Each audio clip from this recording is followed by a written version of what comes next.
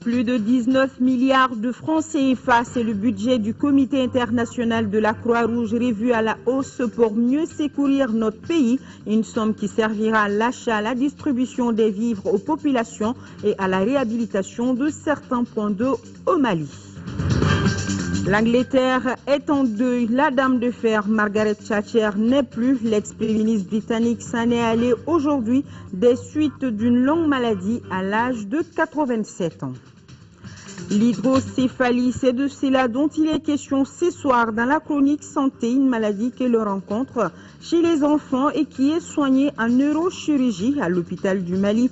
L'opération se fait en 30 minutes et avec succès, nous précise notre équipe en fin d'édition. Nous sommes lundi 8 avril. Merci de votre présence. Bonsoir à tous.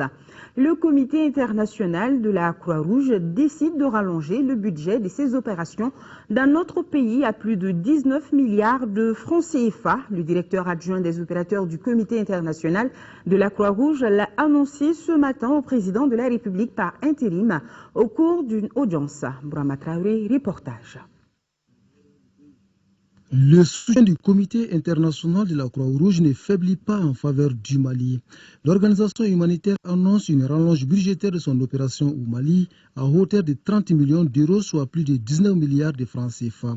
C'est cette bonne nouvelle que le directeur adjoint des opérations du CICR est venu partager avec le président de la République par intérim. Le chef de l'État et son hôte ont abordé la situation humanitaire dans la partie nord du pays. Une situation difficile à laquelle le CICR décide d'apporter des réponses appropriées. Nous nous sommes engagés, en tout cas jusqu'à la fin de l'année, encore de faire des grosses distributions de nourriture dans les régions de Kidal, de Mopti, de Tombouctou. On a aussi fait un gros travail au niveau de l'hôpital de Gao, donc on continuera de soutenir cet hôpital, notamment avec une équipe chirurgicale. On soutient aussi des cliniques dans les zones un petit peu plus rurales. On va réhabiliter des points d'eau et on offre des services absolument essentiels, comme par exemple la fourniture de carburant pour l'hôpital, pour l'électricité, pour éviter finalement que les gens ne doivent quitter les villes parce qu'elles n'auraient pas suffisamment d'eau pour survivre. Donc tous ces services-là, on va continuer à les amener. Cette assistance du Comité international de la Croix-Rouge va certainement contribuer à soulager nos compatriotes du Nord. Outre le soutien aux populations, l'organisation entend bien exercer son mandat de promotion et de protection du droit international humanitaire. En attendant, coup de chapeau du CICR à l'État malien. L'État malien, à travers toutes ces crises, a toujours été très fortement en soutien de notre action. Donc le Comité international de la Croix-Rouge est une organisation neutre, indépendante et impartiale. Je crois que l'État malien l'a très bien compris et elle a très fortement facilité finalement la mise en œuvre de nos programmes. Donc c'était aussi l'occasion pour moi de rencontrer le président à l'intérim pour lui le remercier pour tout le soutien qu'il avait donné, parce que sans ce soutien, la mise en œuvre de nos opérations n'aurait pas été possible. Un soutien qui doit être poursuivi et renforcé pour faciliter la mise en œuvre des différents projets du Comité international de la Croix-Rouge au Mali. C'est du moins le souhait du directeur Régis Savios. Le président du Conseil économique, social et culturel, Djamil Bitar, a remis ce matin le rapport annuel 2012 de son institution au Premier ministre Django Sissoko. Nandou Dambili nous en parle. En remettant son rapport annuel au Premier ministre, le président du Conseil économique, social et culturel respecte une tradition, celle consacrée par l'article 107 de la Constitution de 1992. Document de 551 pages, le rapport annuel 2012 du Conseil économique et social se veut un recueil annuel des attentes, des besoins et des problèmes de la société civile malienne. Je ne doute, Monsieur le Premier ministre, pas que le recueil annuel 2012 soit un instrument pour orienter les pouvoirs publics dans leur prise de décision au plan économique, social et culturel. Recevant le document des mains du président du Conseil économique, social et culturel, le Premier ministre Django Sissoko l'a remercié et félicité pour la qualité du travail accompli. C'est le lieu vraiment de vous féliciter pour tout ce que vous avez déjà fait, pour ce que vous êtes en train de faire. Et malgré les difficultés actuelles, je salue votre initiative de poursuivre cette année encore votre mission à travers le pays et à l'extérieur de notre pays. C'est les vraies préoccupations de nos compatriotes. Tout en rappelant l'importance du rôle de la 8e institution de la République, le Premier ministre Django Sissoko a exhorté son président à persévérer dans sa mission et l'a rassuré de son soutien total.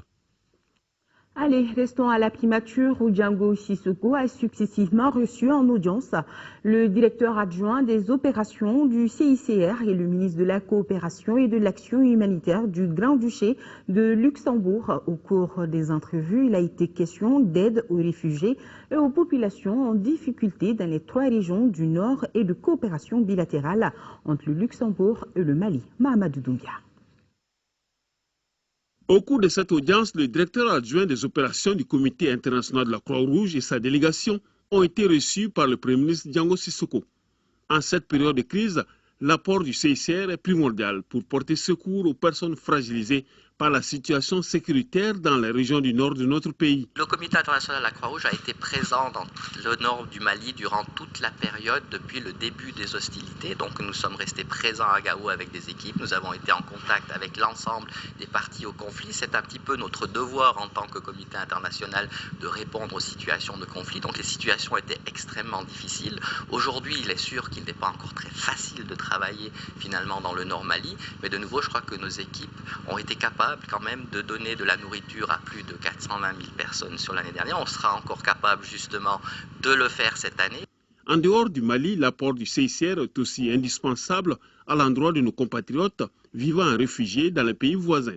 On est présent au Niger au niveau de Niamey. On a fait des petites actions d'urgence qui sont complémentaires aux réponses d'organisations telles que le HCR qui a finalement un mandat spécifique de répondre aux besoins des réfugiés. Ensuite, le ministre de la Coopération et de l'Action humanitaire du Grand-Duché de Luxembourg a aussi été reçu par le Premier ministre Django Sissoko. La coopération bilatérale entre le Luxembourg et le Mali est au beau fixe, a-t-elle révélé. Le Luxembourg n'a pas arrêté son aide au développement, même pendant la crise, puisque nous avons continué nos projets. Nous allons aussi continuer dans la transition avec le même montant de 10 millions d'euros par an pour la coopération au développement. Et je viens de dire aussi au Premier ministre que nous allons contribuer à hauteur d'1 million d'euros pour les élections. La coopération, le soutien et l'aide apportée au Mali, au dire du ministre de la Coopération et de l'Action humanitaire, ne sont que le signe d'une amitié et d'un amour profond qu'a le Luxembourg à l'endroit du Mali depuis de très longues dates. Si on vient au Mali, c'est un peu rentrer chez soi. C'est donc une affaire d'esprit, de cœur et d'argent. Mais il faut rester les 3 ensemble et je suis sûre que le peuple malien, parce que ce sont les gens les plus vulnérables qui nous tiennent davantage à cœur pour dire vous allez ressortir plus fort de cette crise. Réunion d'échange entre le ministre de l'Énergie et de l'Eau et le directeur de l'Agence du développement des entreprises en Afrique.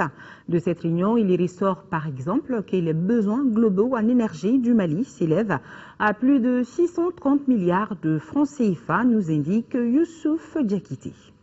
Pour développer ce pays, à travers cette réunion, les responsables de l'Agence de développement des entreprises en Afrique voulaient se faire une idée exacte des projets existants au niveau du département de l'énergie et de l'eau, avant de passer au financement des plus pertinents, du moins ce qui les intéresse.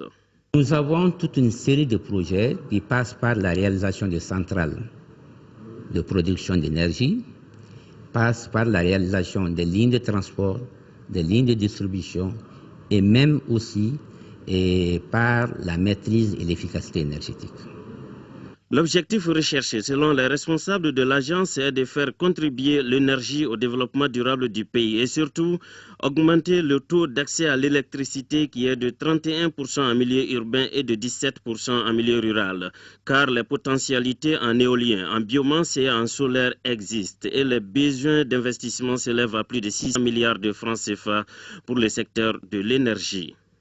Nous réalisons des forages qui sont couplés maintenant avec des énergies renouvelables et qui permettent donc de réduire le coût de réalisation donc, de ce projet, donc rendre beaucoup plus accessible donc, ce projet aux populations les plus démunies.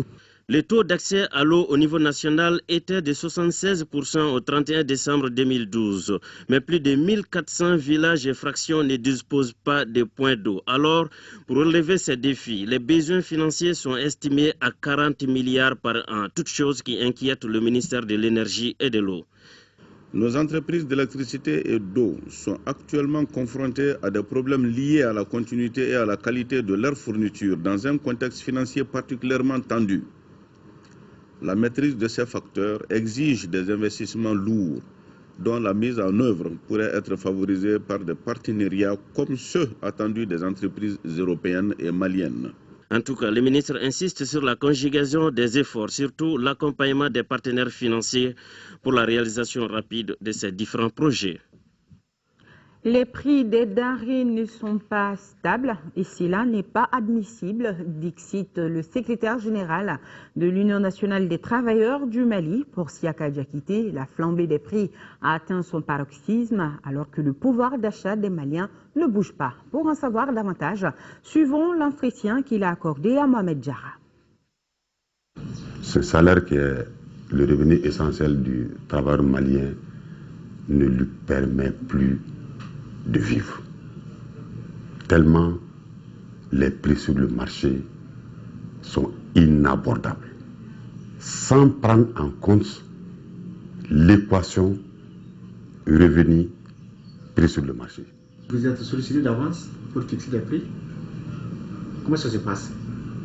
En vérité, l'Union nationale des travailleurs du Mali, en son temps, avait demandé et obtenu du gouvernement et du Conseil national du patronat du Mali à ce qu'on mette en place un Conseil national des prix, structure qui permettrait de regrouper tous les partenaires, d'échanger sincèrement pour fixer des prix en fonction du consensus qui s'y dégageait. Aujourd'hui, force est de constater que ce Conseil national des prix, instrument privilégié de régulation du marché, est totalement contourné aujourd'hui. Aujourd'hui même, le constat est encore pire. Sur le marché, les prix annoncés ne sont pas les prix appliqués. Je pense pour qu'un gouvernement atteigne ses objectifs, il a besoin de beaucoup de stabilité, de cette paix pour le développement et la tranquillité de notre pays.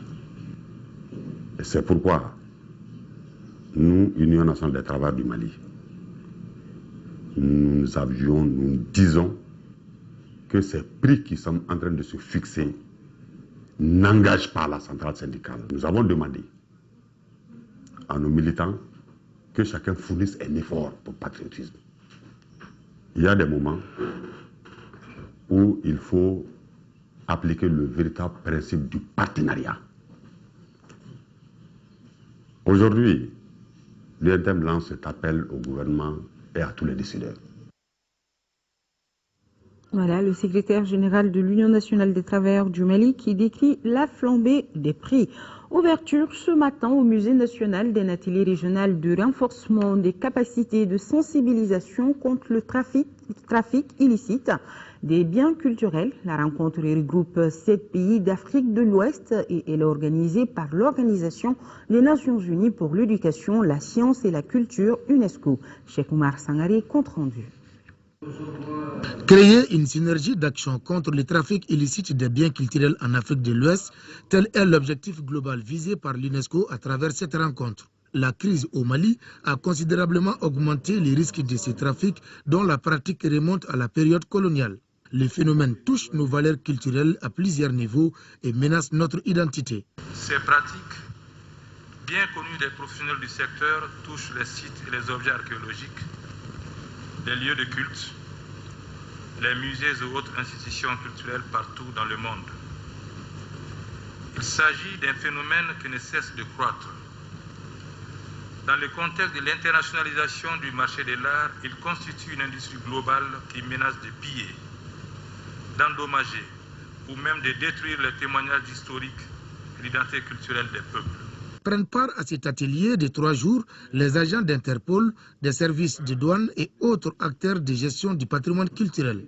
En plus du Mali, ils viennent du Burkina Faso, de la Mauritanie, du Niger, du Togo, du Sénégal et de la Côte d'Ivoire. Avec cet atelier, nous cherchons à approfondir cette approche et à stimuler une coopération sous-régionale efficace pour empêcher l'exportation illégale du patrimoine, non seulement du Mali, mais de tous les pays d'Afrique de l'Ouest.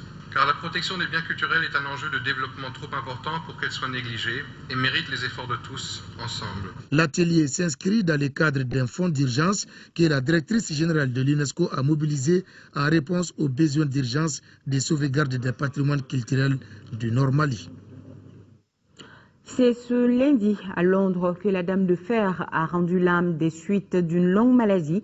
Margaret Thatcher est décédée à l'âge de 87 ans. L'ex-premier ministre britannique souffrait depuis plusieurs années de la maladie d'Alzheimer. Les chefs d'État ont été nombreux à réagir à l'annonce de sa mort. L'actuel chef du gouvernement, David Cameron, dit avoir perdu un grand dirigeant. Retour sur le parcours de Margaret Thatcher avec Daisy Soko. Margaret Thatcher, la Dame de Fer, a été la première et la seule femme à diriger le gouvernement du Royaume-Uni. Elle a accédé au pouvoir le 3 mai 1979 à la tête du Parti conservateur et a gouverné le pays pendant 11 années, une longévité record au XXe siècle. Son parcours est des plus élogieux. À 24 ans, elle était la plus jeune femme candidate de son pays, à une époque où il est rare qu'une femme fasse de la politique. Déjà, à ce moment-là, ses discours reflètent les idées qui guideront sa politique future.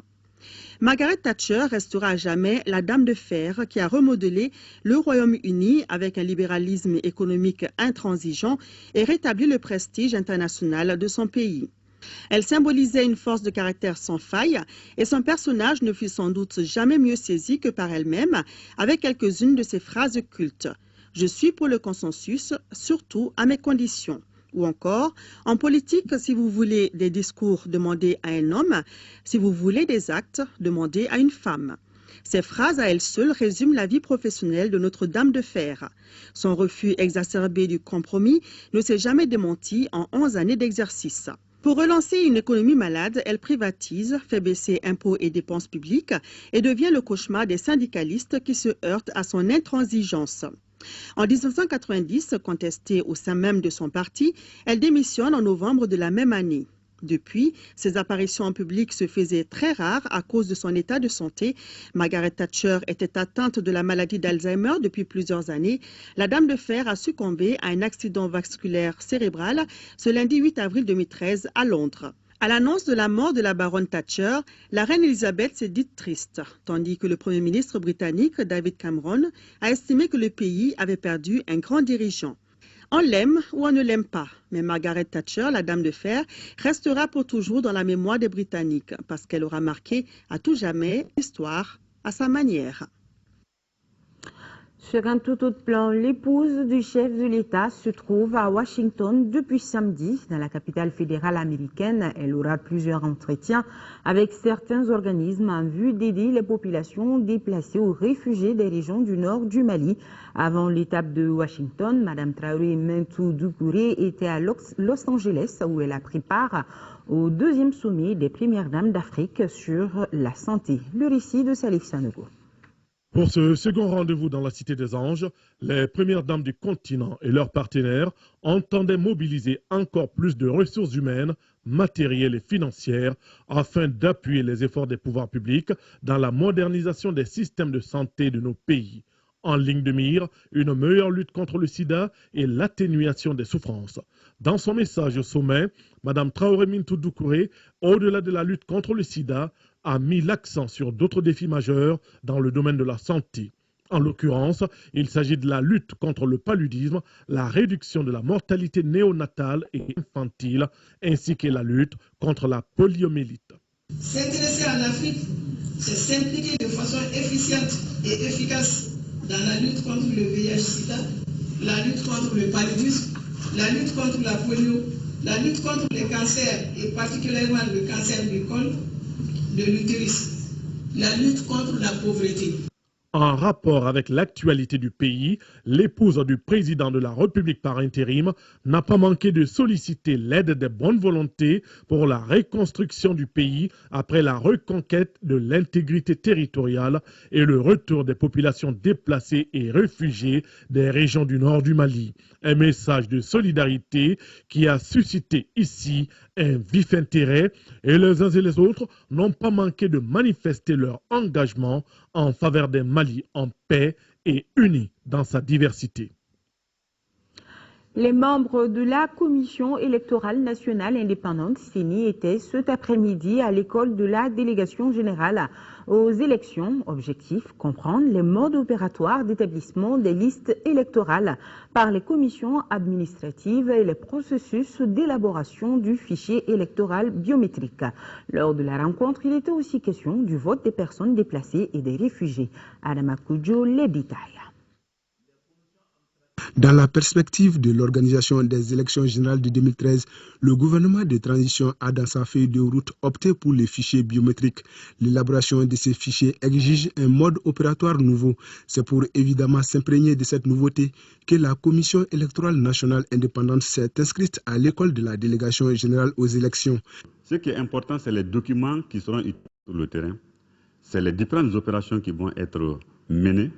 Donc il était important que les membres de la CENI sachent effectivement en quoi consiste même l'établissement des listes électorales biométriques. Mais avant tout, nous avons tenu à définir ce que c'est la biométrie et surtout à faire comprendre les avantages et les limites aussi de la biométrie. Parce qu'on a tendance à croire que la biométrie est une panacée. Je l'ai dit à tous les niveaux et dans tous les pays que la biométrie est nécessaire, voire indispensable pour la fiabilisation du fichier électoral, mais la biométrie ne résout pas tous les problèmes qui sont liés à la mise en œuvre du processus électoral. Selon les schémas présentés, l'élaboration du fichier électoral biométrique nécessite l'implication de 3 structures. Il s'agit du ministère en charge de l'administration territoriale, des commissions administratives d'établissement des listes électorales et de la DGE. Les membres de la CENI ont été informés que les dispositions sont prises pour que les déplacés et les réfugiés puissent voter. Cependant, la DGE, qui attend quelques 400 ordinateurs de travail, prévient qu'à l'état actuel, les textes demandent la possession de la carte NINA et celle d'électeur pour pouvoir voter. Dans le dispositif technique que nous avons défini pour procéder à l'établissement des listes électorales dans les zones stables, les mêmes dispositifs sont à peu près reconduits pour ce qui concerne l'identification, l'inscription et le vote et des déplacés et des réfugiés. Nous retenons que la délégation générale travaille d'arrache-pied pour pouvoir jouer pleinement sa partition. Naturellement, il y a quand même des problèmes techniques auxquels elle est confrontée. Nous espérons que ces problèmes vont être résolus dans les très prochains jours. Les électeurs potentiels enregistrés par la délégation générale aux élections sont au nombre de plus de 6 900 000. Le ministre des Maliens de l'extérieur et de l'intégration africaine, Demba Traoré, vient d'effectuer une mission de sensibilisation des Maliens de Congo-Brazzaville. Au cours de la rencontre tenue à l'ambassade du Mali, le ministre a recueilli les préoccupations des uns et des autres avant de les inviter à respecter les lois et règlements du pays d'accueil et à préparer leur retour au Mali par des investissements. Il a insisté sur l'unité, la cohésion et le sens de la patrie qui doivent animer tout Malien en ces moments de crise dans notre pays. Voilà, le ministre des Maliens de l'extérieur et de l'intégration africaine, Demba Traoré, qui vient d'effectuer une mission de sensibilisation des Maliens de Congo-Brazzaville. Et le ministre des Affaires étrangères et de la coopération internationale est lui aussi depuis hier soir à Addis Abeba, dans la capitale éthiopienne. Tchema Hubert Koulibaly participe à la 14e session extraordinaire du Conseil exécutif, une rencontre qui doit se pencher sur le plan stratégique de l'Union africaine sur la période 2014-2017, le projet de budget de l'exercice 2014 de l'Union. Visite d'État à Paris du président Sassou Nguesso, une visite d'État sur fond d'affaires de biens mal acquis. D'abord direction l'Égypte où la situation est toujours tendue après les affrontements anti-coptes. Bilan de morts et 89 blessés. Situation toujours tendue en Égypte après une nuit de violence devant la cathédrale copte du Caire. Bilan 2 morts et 89 blessés. Les affrontements ont éclaté dimanche à l'issue des funérailles de 4 chrétiens tués dans les violences interconfessionnelles de vendredi. La foule qui assistait aux cérémonies a été attaquée à coups de projectiles par des groupes de civils, apparemment des habitants du quartier. Le président Mohamed Morsi a vivement condamné ces violences anti-coptes. Il a ordonné l'ouverture immédiate d'une enquête. Une visite d'État sur fond d'affaires des biens mal acquis. Le président congolais Denis Sassou Nguesso a été reçu ce lundi pendant plus d'1 heure par le chef d'État français François Hollande. Les opposants et les militants anticorruption ont dénoncé cet accueil officiel alors que Denis Sassou Nguesso est visé par une enquête sur son patrimoine en France. Lui estime que la justice française n'a pas à enquêter sur ce dossier. Le principe auquel nous avons tous souscrit au plan international est celui de la non-ingérence dans les affaires intérieures des autres pays, que ce principe soit respecté. Denis Sassou Nguesso est en France jusqu'à mercredi. Il doit notamment rencontrer des patrons français et la diaspora congolaise.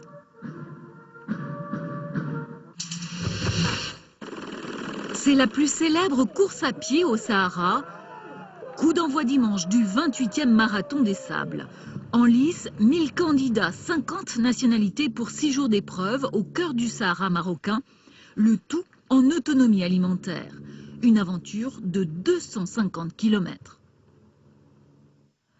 Porte à porte pour les agents de la protection civile à Yaoundé. Objectif, limiter les risques et apprendre les gestes qui sauvent en cas de catastrophe naturelle.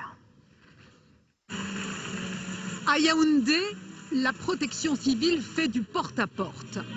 L'endroit n'a pas été choisi au hasard.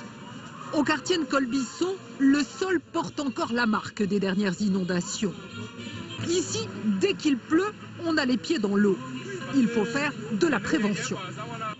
On leur dit ce qu'il faut faire, notamment éviter de remplir les circuits d'eau, les lits d'eau par les ordures. Il faut bien curer les cours d'eau, ainsi de suite. Éviter de se construire dans les zones qui sont manifestement à risque. Limiter les risques, apprendre les gestes qui sauvent. Cette campagne nationale lancée il y a quelques jours alerte sur les dangers qui menacent à l'intérieur et à l'extérieur de la maison. Bougies, monoxyde de carbone, la foudre, le tout est expliqué en images sur cette plaquette. Ici, opération travaux pratiques. Une équipe de la Croix-Rouge initie les habitants au nettoyage d'un puits après une inondation et à l'usage du chlore pour purifier l'eau. Ça va un peu, n'est-ce pas, nous éviter les différentes maladies contagieuses que nous connaissons tout le temps. Donc vous avez un réel problème de... Oui, nous avons effectivement, un réel problème d'eau potable. Surtout quand il y a les inondations. Tous les points d'eau sont saturés, sont inondés. Donc, on ne peut plus utiliser cette eau. De nombreuses ONG sont associées à cette campagne qui a démarré à Yaoundé. Elle s'étendra dans les jours qui viennent à tout le pays et visera en priorité les zones les plus à risque. Ouverture ce lundi de la première session de la Cour d'assises de Caille au titre de l'année 2013. Une soixantaine d'affaires impliquant plus d'une centaine d'accusés sont inscrites au rôle de cette session de Caille. La correspondance de Kansoutou Kanoudi.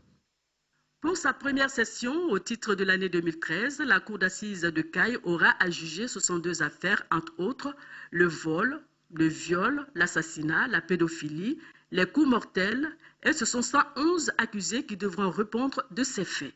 Je ne vous demande pas, Monsieur le Président, autre chose que de débarrasser notre société malienne qui a envie de se développer, de le débarrasser des rebuts, de ceux qui ont choisi, Monsieur le Président, la violence comme voie, comme fin de moyen, Monsieur le Président, pour s'émanciper. C'est contraire à notre idéal de démocratie.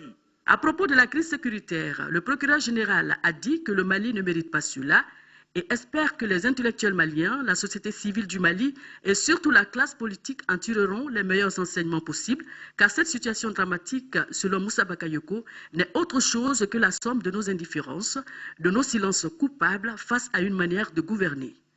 Quant aux représentants de l'ordre des avocats, il a invité la Cour à rendre des arrêts justes et équitables afin de convaincre les pessimistes qui disent que la justice est amère. Aux magistrats professionnels que vous êtes, déjà rempli la tâche, le barreau a peu de choses à vous dire. Sinon, le vœu d'avoir des arrêts justes. Moussa Bakayoko, procureur général, a souhaité que le président qui sera élu en juillet puisse bâtir un Mali nouveau où les institutions seront confiées à des hommes et à des femmes capables de les animer, avant d'ajouter qu'il faut que l'État retrouve toute son autorité et que l'on lutte contre l'injustice, le clientélisme, le favoritisme et le népotisme qui freinent tout processus de développement. À noter que 6 assesseurs ont prêté serment.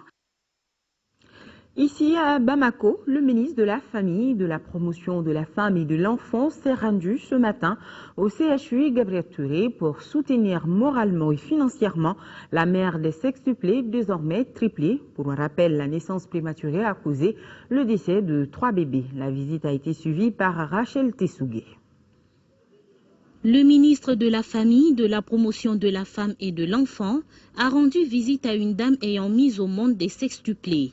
Sur 6 enfants, seulement 3 sont en vie. Nous avons constaté l'attention particulière que le directeur de l'hôpital du Gabriel Touré et toute son équipe de la pédiatrie, de la gynécologie sont en train de faire à l'endroit de ces nouveau-nés.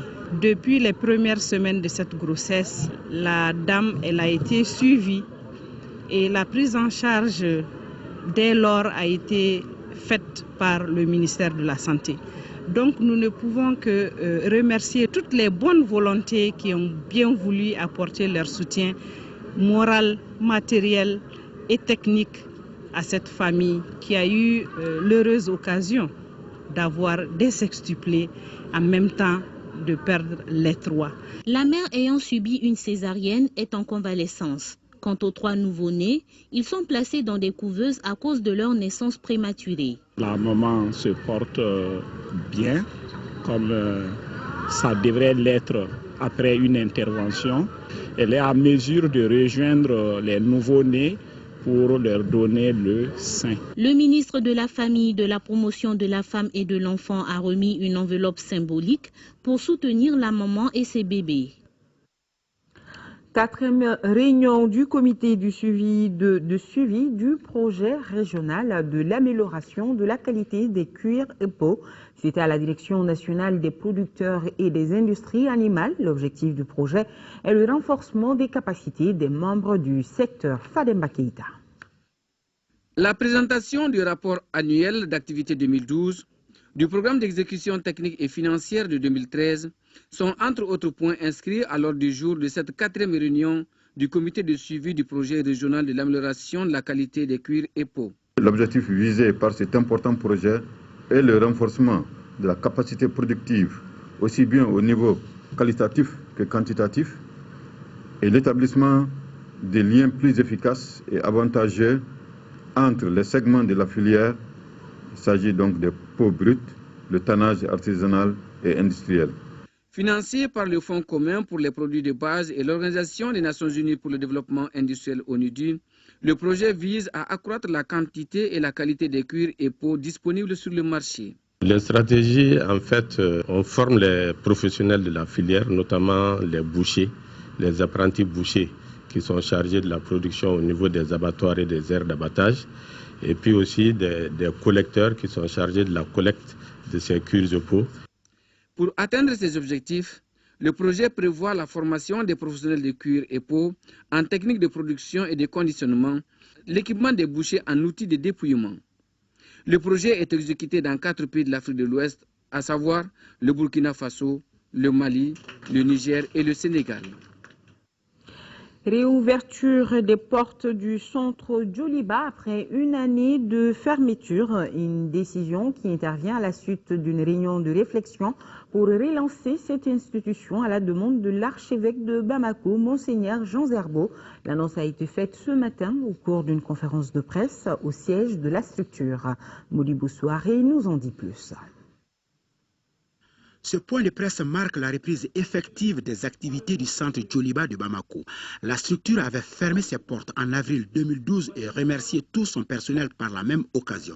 Quelques mois après, une série de concertations a été menée auprès des personnes ressources sous la direction de Monseigneur Jean Zerbo, l'archevêque de Bamako, pour relancer les activités de ce centre historique avec bien évidemment de nouvelles orientations. En rouvrant désormais ses portes, le centre Djoliba met en veilleuse un certain nombre d'activités qu'il avait pratiquées pendant longtemps, comme la formation, la promotion féminine et l'enfance.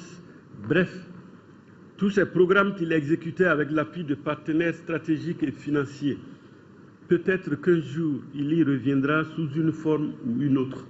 Le centre Djoliba nouveau se focalisera dans un premier temps sur ces deux activités fondatrices, la documentation et les conférences débats. La documentation bibliothèque a été réouverte depuis plusieurs mois. Elle a déjà retrouvé son rayonnement d'antan. Nous voulons l'enrichir d'un nouveau concept, un nouveau produit répondant à un besoin réel. Il s'agit de l'initiative Un livre, un auteur, une manière de pousser les Maliens à la lecture et à l'écriture.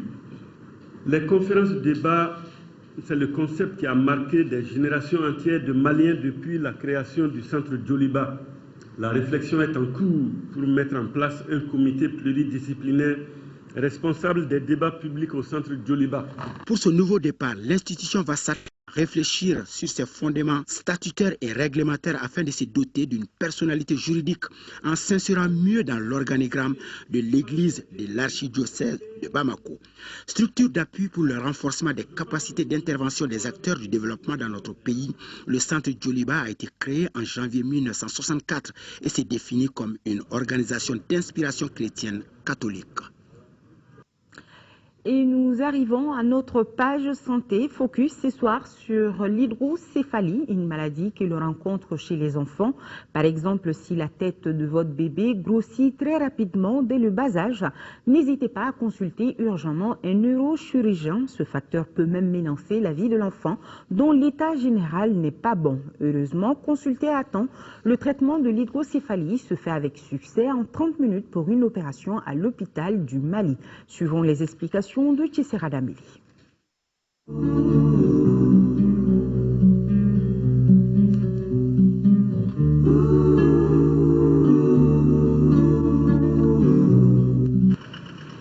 Hôpital du Mali, le neurochirurgien opère un enfant de 20 mois pour une hydrocéphalie. La petite Aminata avait une tête si grosse qu'elle avait de la peine à la relever. Elle était à peu près comme ses autres enfants dont l'état inquiète les parents. Heureusement que le traitement chirurgical de l'hydrocéphalie a évolué.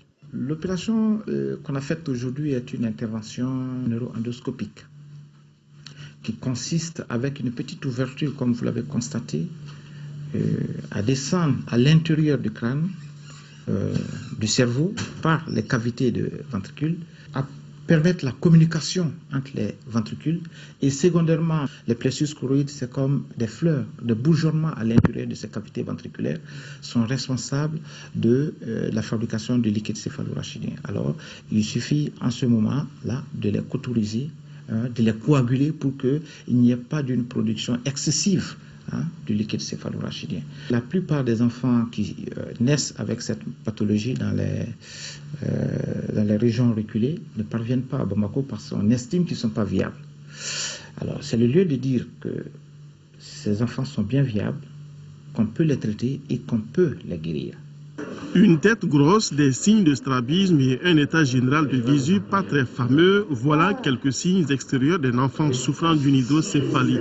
Cette augmentation du volume de la tête est due à une accumulation du liquide céphalorachidien à l'intérieur de la boîte crânienne. La principale cause de cette maladie, c'est un problème de circulation du liquide céphalorachidien qui nourrit le système nerveux. L'un des ventricules ne communique pas avec l'autre. Secondairement, les causes infectieuses, comme dans les pays en voie de développement, il y a beaucoup de méningites. Ces méningites sont l'une des causes principales de ces hydrocéphalies. La troisième cause, c'est la cause tumorale, des tumeurs à l'intérieur de la boîte crânienne peuvent être également responsables alors de ces hydrocéphalies. Dans le cas qui nous concerne ici, une augmentation du liquide céphalo-rachidien, une augmentation de ce liquide dans les ventricules se fera aux dépens de la substance cérébrale, donc du cerveau. Le groupe le plus atteint d'hydrocéphalie est constitué d'enfants de 0 à 1 an et même plus qui naissent avec leurs problèmes. À l'hôpital du Mali, où la prise en charge de la maladie se fait avec succès, avec un bon bilan préopératoire, 30 minutes suffisent pour l'intervention chirurgicale salvatrice. Alors, si on arrive à contenir la production normale ou excessive du liquide céphalo-rachidien et à permettre une communication normale entre les ventricules, l'hydrocéphalie est contenue et peut être considérée comme guérie. Selon l'Organisation mondiale de la santé, sur une population de 12 millions, entre 0,25 et 0,41% des personnes ont une hydrocéphalie. Aujourd'hui, maladie traitable, ces premiers signes devraient pouvoir être détectés par les parents et le personnel soignant à la base. Tout enfant qui naît avec une tête qui est plus grosse que la normale est un enfant suspect. Voilà, on va dire comme ça. Et tout enfant qui fait un syndrome fébrile, chez nous on dirait un encéphalus ou une méningite, cet enfant doit être surveillé de près. Toute augmentation du volume de sa tête doit inciter la maman à se présenter dans les centres de santé. Après l'opération chirurgicale, le neurochirurgien programme un contrôle 3 mois après, mais il aura déjà senti dès le bloc opératoire qu'il a réussi grâce au rétablissement de la communication entre les ventricules.